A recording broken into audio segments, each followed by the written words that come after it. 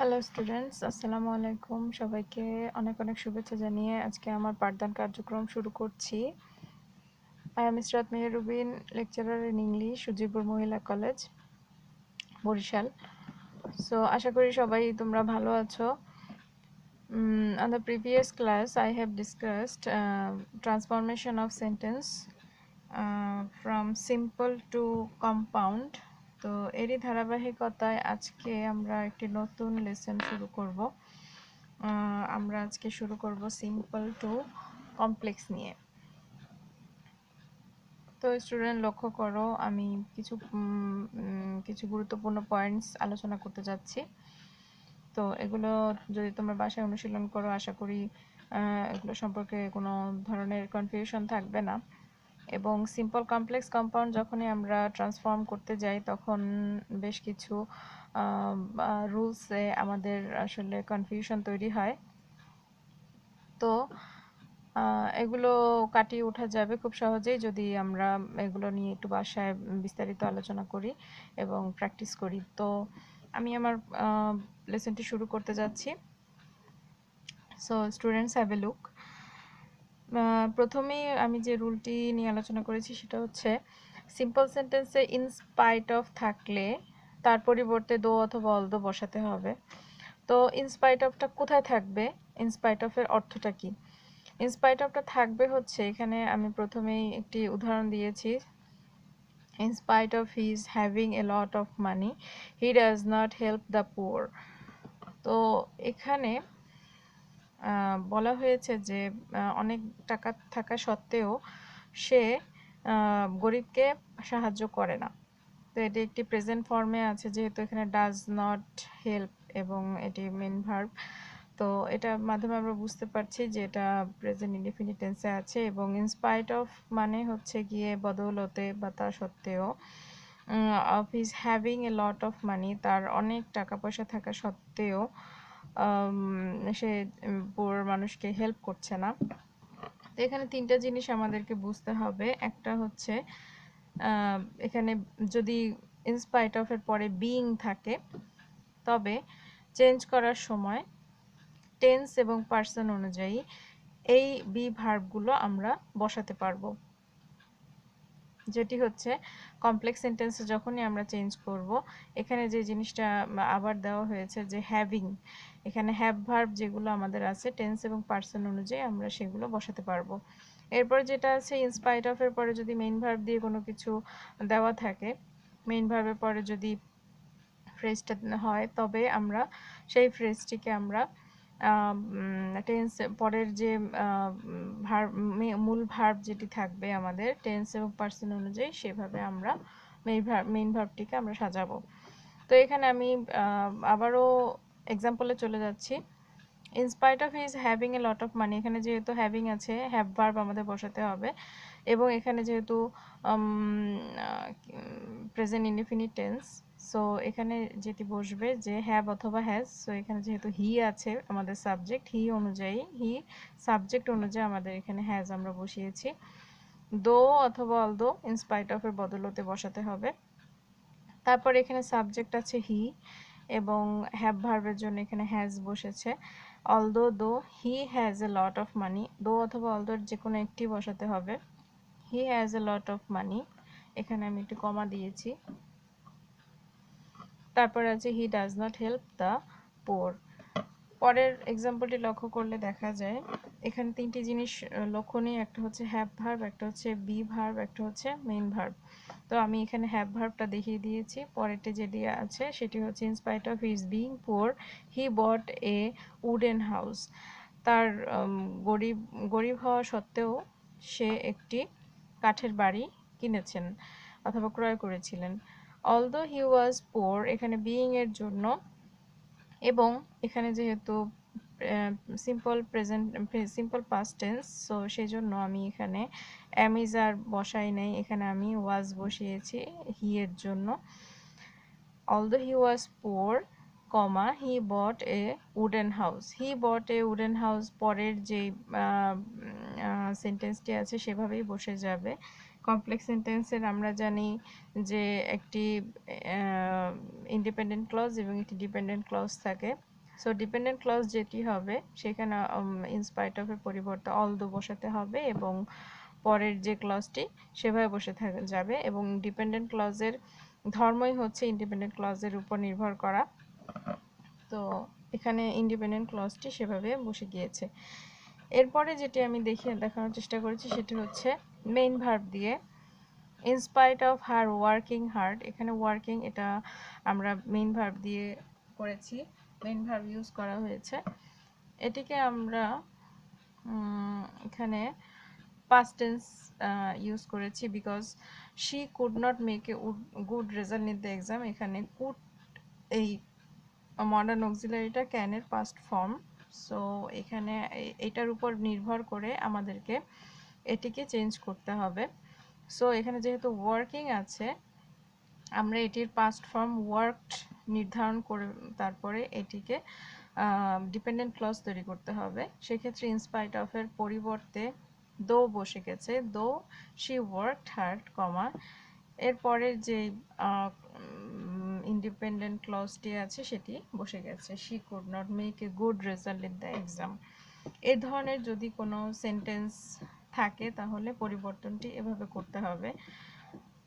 ওকে, এরপরে যে জিনিসটি নিয়ে আমি আলোচনা করেছি সেটা হচ্ছে ইনস্পাইট অফ এর পরে যদি নাউন থাকে সেক্ষেত্রে দ্বিতীয় ক্লজের সাবজেক্ট অনুযায়ী দো অলদো এর পরে সাবজেক্ট বসিয়ে টেন্স অনুযায়ী ভার্ব বসাতে হবে।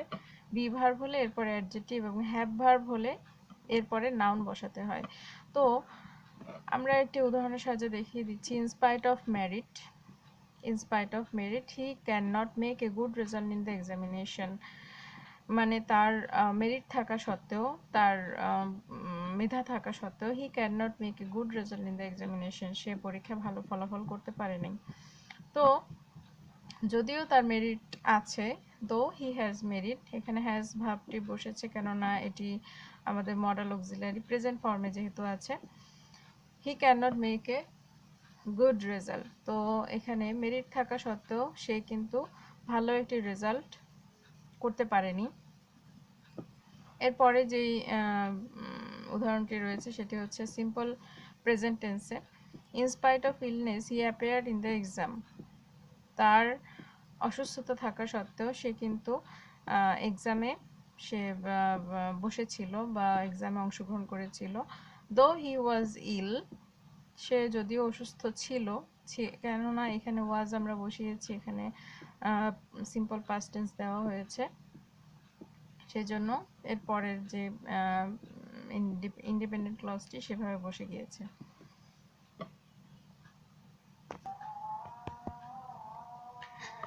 এরপরে যেটি আছে সেটি হচ্ছে on account of, owing to, because of, due to. For এর পরিবর্তে সিন্স এবং অ্যাজ বসবে। তো আমি ডিরেক্ট উদাহরণে চলে যাচ্ছি। Because of his being poor he can not buy a wooden house. একই রকমের এই সেন্টেন্সগুলো, শুধুমাত্র পার্থক্য হচ্ছে এই সমস্ত ক্লুতে। তো এগুলো একটু মনে রাখলেই তোমরা আসলে আনসার করতে সুবিধা হবে। তো যদি সিম্পল সেন্টেন্সে বিকজ অফ থাকে এবং পরবর্তীতে যদি থাকে বিং, তবে এটা যেহেতু আছে এখানে খেয়াল রাখতে হবে এখানে কুড আছে ক্যানের পাস্ট ফর্ম, তো আমাকে এখানে বিং এর পরিবর্তে এখানে একটি বি ভার্ব বসাতে হবে যেটি পাস্ট ফর্মে থাকে। So have a look. As he was poor, এখানে আমার সিন্স, এখানে আমার বিকজ এর পরিবর্তে সিন্স অথবা অ্যাজ বসাতে হবে, যেটি আমি দিয়েছি এখানে অলরেডি। হি ওয়াজ পুয়ার, সে গরিব ছিল। He could not buy a wooden house. কিন্তু নাউন থাকলে সাবজেক্টের পরে টেন্স অনুযায়ী ভার্ব বসাতে হবে। কিন্তু যদি নাউন থাকেন, দ্যাট ইজ বিকজ অফ এর পরে যদি কোনো বিকজ অফ, ফর এগুলোর পরে যদি নাউন থাকে তাহলে সাবজেক্টের পরে টেন্স অনুযায়ী ভার্ব বসাতে হবে। যেমন ফর অনেস্টি, সততার জন্য, হি ইজ রেসপেক্টেড, সে সম্মানিত। Since he is honest he is respected. আশা করি তোমরা বুঝতে পেরেছো ব্যাপারটি। পরের যে রুলটি আছে সেটি হচ্ছে সিম্পল সেন্টেন্স উইথ টু থেকে টু থাকলে কমপ্লেক্স সেন্টেন্সে সো ডট ডট দ্যাট বসে। দ্যাট ইজ এখানে টু এবং টু এর মাঝখানে একটি অ্যাডজেক্টিভ বসবে এবং এরকম যদি স্ট্রাকচারটি থাকে তাহলে তোমাদের সো ডট ডট দ্যাট বসাতে হবে। যদি প্রেজেন্ট ফর্মে থাকে প্রেজেন্ট লিখতে হবে, পাস্ট ফর্মে থাকলে পাস্টে অবশ্যই সেটাকে ট্রান্সফার করতে হবে। Rabi is too sad to speak a few words. সে সামান্য কথা বলতেও সে কিন্তু খুবই দুঃখিত ছিল বা দুঃখ ভারাক্রান্ত ছিল। রবি ইজ সো স্যাড দ্যাট, এখানে আমরা সো টু এর পরিবর্তে সো বসিয়েছি, এখানে অ্যাডজেক্টিভ সেভাবেই রয়ে গেছে এবং টু এর পরিবর্তে এখানে আমরা দ্যাট বসিয়েছি। বাকি রবির জন্য এখানে হি বসাতে হয়েছে আমাদের। He is so sad that he can not speak a few word. এখানে to speak a few word মানে হচ্ছে সে এতটাই দুঃখ ভারাক্রান্ত ছিল সে কথা বলতে পারেনি। সো আমাদের অর্থের সাথে সাথে আমাদের কিন্তু চলে আসছে যে আমরা এখানে আসলে কি বসাবো। সো আমরা মডেল অক্সিলারি ক্যান নট বসাতে হবে এবং যদি পাস্ট টেন্স থাকতো তাহলে কুড নট বসাতে হতো। তো এটি হচ্ছে can not speak a few words. এরপরে যেটি আমাদের আছে সিম্পল সেন্টেন্সে, the sum was too difficult for me to solve. এই গণিতটি এত কঠিন ছিল যে আমি সমাধান করার জন্য অত্যন্ত কঠিন ছিল। The sum was so difficult that I could not solve. এরপরে যেটি আছে বিইং দ্বারা শুরু হলে এর পরিবর্তে সিন্স অথবা অ্যাজ বসে। এটি অনেকটা এই 2 নাম্বার রুলের মতো।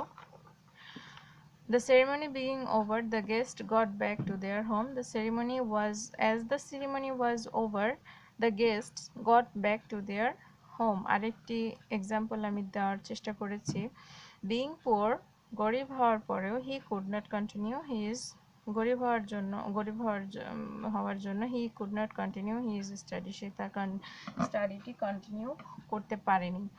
তো এখানে যেহেতু পাস্ট ফর্মে দেওয়া আছে ক্যানের, এখানে এটিও আমাদের পাস্ট ফর্মে একটি ডিপেন্ডেন্ট ক্লজ তৈরি করতে হবে।